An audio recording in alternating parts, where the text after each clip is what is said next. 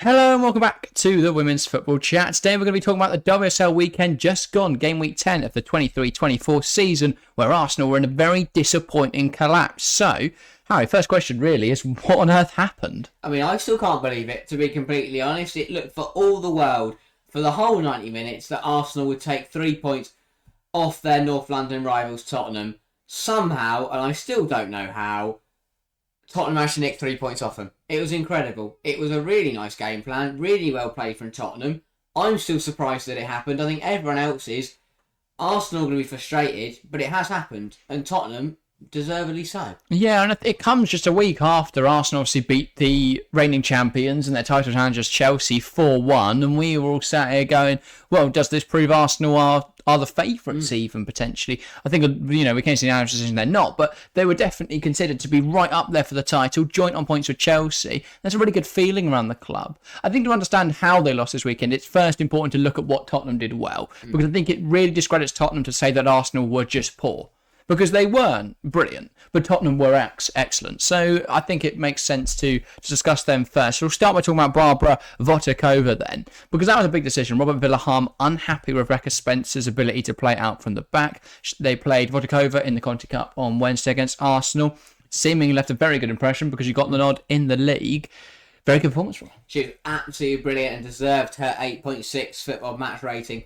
Really, really good. Brilliant performance. Player of the match. Undoubtedly, yeah. Deservedly so. To come into your first WSL game and play that way, to play with confidence, to make some big saves in there that kept Tottenham in the game. At the end of the day, the saves she made, what she did, allowed Tottenham to win that game. Yeah, she definitely gave off the impression of somebody who's played a much higher level. Obviously, she was signed from PSG in the summer, and there's a clear concept of playing out from the back in her game, and we saw that come to fruition on Saturday, because the goal that came was a masterstroke. Yeah. It was exactly what Robert Vilahamn has been trying to get his players to do: play out from the back and quickly turn what is a defensive situation into attack. And they use that transition to their advantage. They transition quickly, and that was brilliant for them. It all came from Votikova, Kit Graham's run, who was playing a very unnatural position.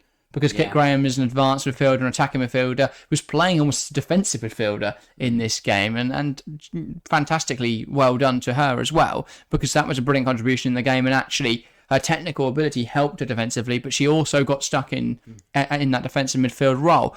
But she managed to make that deceiving run, picked up the pass, linked up with Ashley Neville, and they sprung the ball forward, managed to find Thomas, who played it to Bizet. Bizet went on a drive, and it was actually really smart from both Bizet and Naz for this goal. So Naz made that deceiving run across Bizet, which dragged the defenders across. Bizet held onto the ball and timed it perfectly to play it inside to Marta Thomas.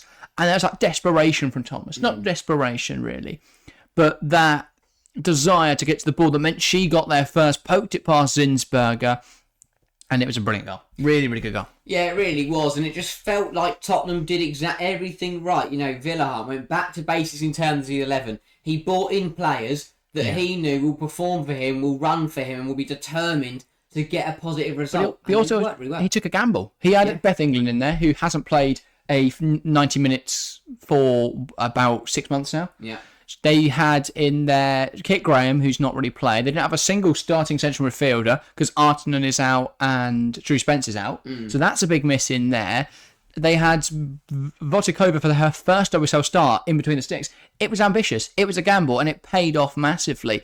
It's exactly what we need in the WSL. It's teams that are going to take that risk and take on teams like Arsenal. And it's a fantastic display. I just want to say quickly before you go to the next point, in terms of the goal, the amount of criticism I've seen lobbied at Manuela Zinsberger is completely unjustified.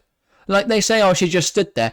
The ball moved, the play was so quick. They had then a clear shot on goal for Marta Thomas. What more do they want Zinsberger to do? That was Arsenal getting torn apart, not Zinsberger not being able to go in goal. And actually, I think that a lot of people are now calling for Mary Earps. Well, I think she's a better goalkeeper. I don't think Mary Earps saves that. So I don't really see what the complaint can be there. I think a lot of people, though, not judging the situation correctly, just really annoyed at the whole situation, looking for someone to blame. So, yeah, I don't think Zinsberger deserves the sort of fury and frustration that's been lobbied at her. But yeah, what do you want to say? I mean, I think it's obviously, as you say, that the goal was brilliantly worked, and it just felt like it finally clicked for Tottenham. They tried to play out the back. They've tried to play out the back numerous times this season. Tried against Chelsea, got swamped. Tried it against City, got annihilated. They just couldn't. Kept losing it. United again, it didn't work. It worked. Everything worked, and I think it comes through a lot of things. They were much calmer. You notice every time. I say Bartrip had a really poor game against City. That's why they conceded 6. Bartrip, Bula, whole back line, terrible. They looked much calmer and just took it down to the basics. Pick up your runners. When you get to the ball, don't dilly-dally, but don't just receive it and kick it to the next person and go, that's their problem now. It was really calm, and it wasn't with ease. Bula came off halfway through the game, and halfway through the first half, sorry. As Turner came on, you wouldn't have told the difference. It was similar. They got the basics right. Pick up your runners, nothing stupid, no errors, make the tackles where you need to, and it paid off. There's 2 big things I attribute that to. I think one of them, as I've mentioned already, is Votikova, because of her ability on the ball, and her ability to find passes correctly, meaning that then it doesn't lead to a difficult ball to control, a poor touch, and suddenly Khadija Shaw's just rifling one home. It doesn't. Yeah, she's always an option as well. It's the second thing. Always an option to receive that pass. You can go back to her and you trust her then to be able to, you don't knock it back to her and she panics on the ball like Rebecca Spencer tends to, because she's not a goalkeeper that is very good with the ball at her feet. And actually, I think if Vilahamn wants to commit to this style of play, Vodikova's got to start. And I think she did everything to warrant a starting berth in her performance on Saturday. My other thing as well, which I'd attribute that to, is the shape. So what Tottenham did really, really nicely was actually go into a really narrow 4-4-2. And we've seen the 4-4-2 actually make a real comeback in the men's game. We haven't really seen it much in the women's game. 4-3 is very popular at the moment in the WSL. But what we saw from Tottenham was that 4-4-2, very similar to what Unai Emery does with his Aston Villa men's side. They sat incredibly narrow. It made it very difficult for Arsenal to break down. And we're going to go on to a moment about Arsenal's efforts. But Tottenham just nullified any sort of goal threat by making it very difficult for Arsenal to penetrate the box, and therefore very difficult for them to get any meaningful shots away. And I think that massively helped Votikova. I know she made some brilliant saves, so I'm not taking that away from her, but it massively helped that Arsenal couldn't get into a position where they could get a clean shot on goal. As for Arsenal, though, I think for Tottenham, just finally, it felt like a perfect mix of the tactics and the off-field kind of the way they've been told to play paid off, alongside a perfect mix with the desire and the work rate. And I'm really intrigued to see where that leaves them, because for me, if they work that hard and play like they did against Arsenal, they beat the bottom 6 sides in the table right now, which I think obviously then leaves them 6th. Which is what they've been doing for most of the season, to be fair, Tottenham, and it's a project now for Tottenham. They really committed to it at the start of the year. They went and got Bethany England. At the time, we thought that's a fantastically ambitious transfer. Will it work out?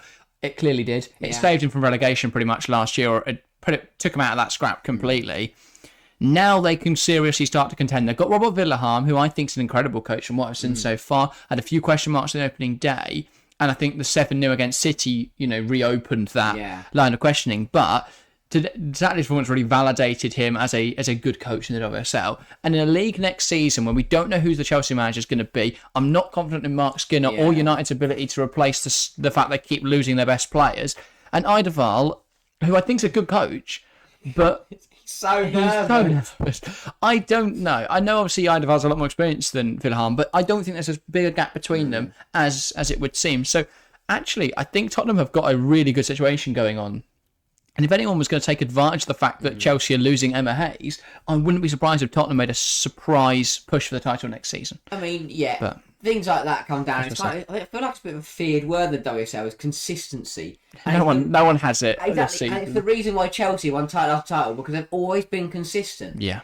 I think that's the thing that's letting Tottenham down, because as you say, they play well one game, and the next game they're 7-0 down. I think at the moment it's a clear lack of talent and quality in the squad, because if you look at the games they've lost this season, Tottenham, their only losses have come to City, United, Chelsea, and I believe Liverpool. Was that a draw? They've drawn some silly games as well. I think they drew with Bristol City, which is they should never be drawing with them. I think they drew with Leicester as well. So those are the frustrating ones. But overall, they've been consistent against the sides they should beat. They've only lost to those top 3 sides. But as we saw against Arsenal, they've managed to work out how to play against the big sides. So that's a key difference for Tottenham, is that they are now able to compete at that level. And going into the new year, there's a lot of buzz, because they've gone from the start of 2023, they were in real trouble. They were in that relegation fight. They had to make a big change. They went and got Beth England. Now we're ending 2023. They've just beaten their rivals for the first time ever in the WSL. I think that's a real good sign of progress and a real good sign of things to come for Tottenham. Definitely so. And I mean, for Arsenal, it's the complete opposite. Well, that's very lackluster. Exactly. I think, you can attribute a lot of the game to the fact that Tottenham were just better than you would have expected. But I think a lot of it has to come down to the fact that Arsenal weren't very good. They really struggled to break down Tottenham, and when they did, they weren't clinical enough. And we've seen it this season, how Russo hasn't finished enough of her chances, how Kim Little hasn't really been her usual self. Beth Mead obviously missed a few games at the start of the season, but is now back, and she's been all right, but not perfect, especially in this Tottenham game. There's just not been enough goals from forward areas, and I know a lot of that have come down from the fact they haven't had Miedema, but even she got on Saturday and struggled to get any sort of chances. So really struggled with that finishing. I mean, do we put anything on Saturday down to the fact obviously they didn't have Kim Little and Manon was brought in, they'd lost their captain? Potentially, yeah. But I mean, I wouldn't put it all down, so I'm not saying Kim Little holds Arsenal together, but you've got world-class footballers there in your Mead, and you've got world-class finishers who, when they got in the areas, couldn't hit a barn door with a banjo. Yeah, that was the weird thing. I think a lot of the fact that they couldn't score was that Tottenham didn't allow them.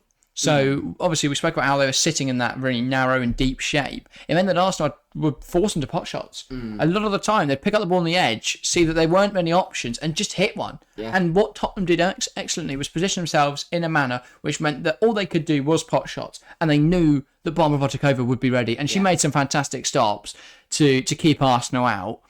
And that was the big difference. Arsenal couldn't get into penalty area, couldn't create any meaningful chances, and Tottenham, as a consequence, didn't concede. Arsenal lacked composure, they lacked clinicality, and they couldn't break Tottenham down. I mean, but we also know when Arsenal did get into the box, and we know this because City did it 3 times with Shaw scored a hat-trick.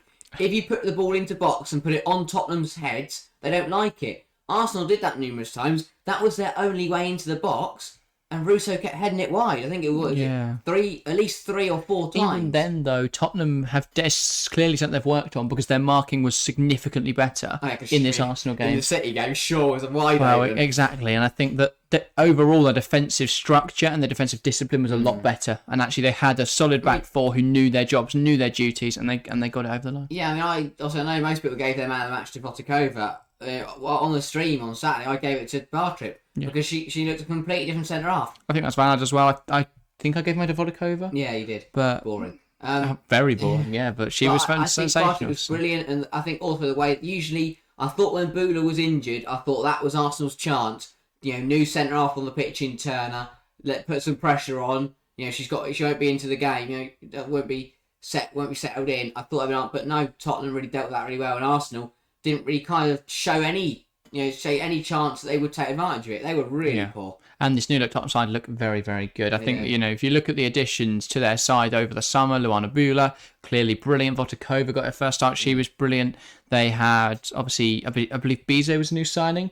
Again, excellent. Grace Clinton joined from Manchester United over the summer. That was a good bit of business. And there's a clear direction for Tottenham that's very positive. It's a positive trajectory. As for Arsenal, I don't think this is panic stations. But what does it mean for the WSL title race? Well, I mean, as I said, Tottenham, it feels like their hard work's starting to play off. It feels like all the hard work that Arsenal put in last week to get level with Chelsea, and they've gone and thrown it all away to their North London rivals. Yeah, we echoed a very similar sentiment on stream, didn't we, on Saturday, where it was just frustrating, I think, for Arsenal fans, given the fact they did win last weekend. That should have been so crucial for them pushing towards Chelsea, and yet that mattered for very little. Yeah, because Chelsea are putting goals past Bristol City, on Sunday. Not as many as we'd expected. Actually, no, probably not. I thought it was going to be higher. Pretty modest. Good for Bristol City. They're on the they're not on the rise. I was going to say they've dropped to the bottom again. But it feels again Arsenal. They're chasing again. They were in the league for a week and they're chasing again. Who do you think is closer to challenging Chelsea? City or Arsenal? I mean, we were speaking about how United were still in the title race last weekend. The collapse against Liverpool, though, simply shows they aren't in there anymore. Yeah, I mean, I think I don't know how to say, because United looked, again, this feared word of consistency, because Arsenal have none of it, City have none of it. I thought United might have been building some, and they lost to Liverpool. They've got none of it. While I was watching the game, I thought when Toon scored after 7 minutes, I thought, here we go, United are back. Elatoon's firing. They're playing well. And then after that, it's just a complete shit show. Mark Skinner said they didn't have enough desire to beat Liverpool. Yeah. Bizarre.